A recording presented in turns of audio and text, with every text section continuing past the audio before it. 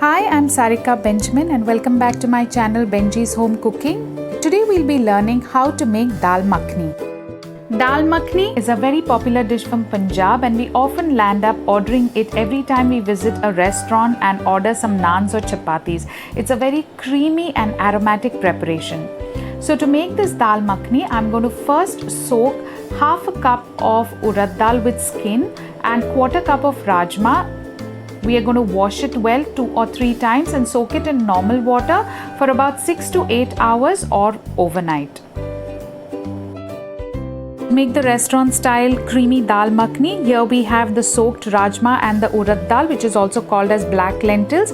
I have soaked it overnight because it gives the best result. It makes the dal bloom well and soft and easy to pressure cook. To pressure cook, I have a teaspoon of chilli powder, a small cinnamon stick, a few peppercorns, 2 cloves, 2 black cardamoms and a bay leaf.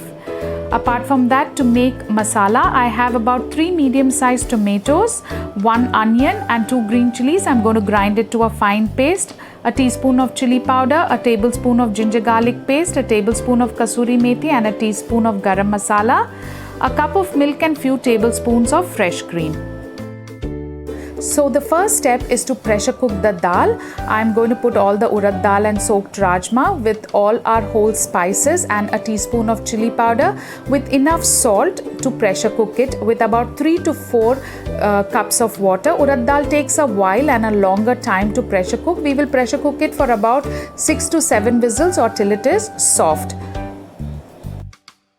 While we pressure cook our dal, I'm going to grind the tomato, onion and chili into a fine paste. I'm just going to run it in the mixie. To temper the dal, I've taken a pot. In that add a teaspoon of oil and about 2 teaspoons of ghee. You can decide whether you want to make it in ghee or oil. I like the taste of ghee and it's Dal Makhani. So we need the ghee, the butter to make it taste like the way we want it to be. Add a tablespoon of ginger garlic paste and saute it for a minute on low flame and add the tomato paste. Once you add the tomato paste, we need to make sure that it is cooked well and all the raw smell is gone. So after about 5 minutes, you will see that it comes to a boil. I'm cooking it on a medium flame. Once it comes to a boil, add a teaspoon of chili powder and a teaspoon of garam masala powder and saute it well. Garam masala is an important ingredient. It gives a fantastic aroma to our Dal Makhani. Here you see I have opened the pressure cooker after cooling it for a while. The dal is well cooked. It is nice and soft and our masala is also thickened. To thicken this masala, it takes about 10 minutes. So once it is nice and thick and leaves the oil and the raw smells are gone, we will add the cooked dal to this tomato paste. You can see there is still some quantity of water that is there in the dal. At this point of time, you can decide to add a little extra water.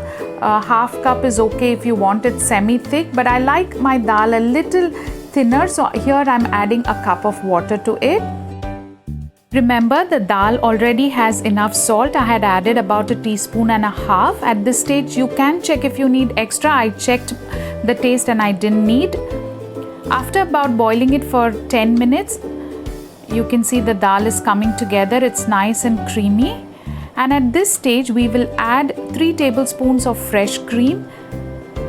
Fresh cream is what makes this dal even more creamier. Now, Urad Dal by itself is quite a creamy dal and fresh cream just adds a little more creamier texture to it. So it is important. Do not miss it.